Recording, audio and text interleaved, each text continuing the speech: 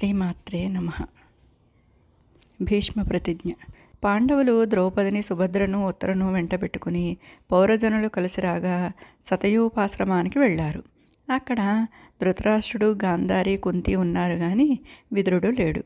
విదురుడు అరణ్యంలో మరొక ప్రాంతాన ఏకాంతంగా తపస్సు చేసుకుంటున్నాడని ధృతరాష్ట్రుడు చెప్పాడు. యుధిష్ఠిరుడు విదురుడిని వెతుక్కుంటూ గంగాతీరం వెంబడి వెళ్ళి ఒకచోట ఘోర తపస్సులో ఉన్న విదురుడిని చూసి తన పేరు చెప్పుకుని దండం పెట్టాడు. విదురుడు జవాబియ్యలేదు. అయితే అంతలోనే విదురుడి ముఖం నుంచి తేజస్సు బయలుదేరి వచ్చి యుధిష్ఠిరుడి ముఖంలో ప్రవేశించింది. విదురుడు చనిపోయాడు.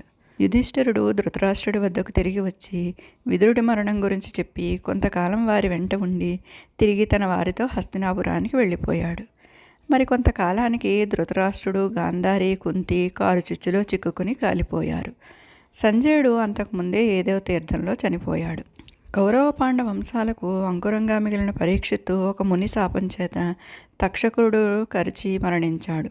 జనమేజయుడు పరీక్షిత్తు కొడుకు. తండ్రి చావుకు ప్రతీకారంగా సర్పయాగం చేసి అనేక సర్పాలను అగ్నిలో ఆహుతి చేసి చివరకు విరమించాడు.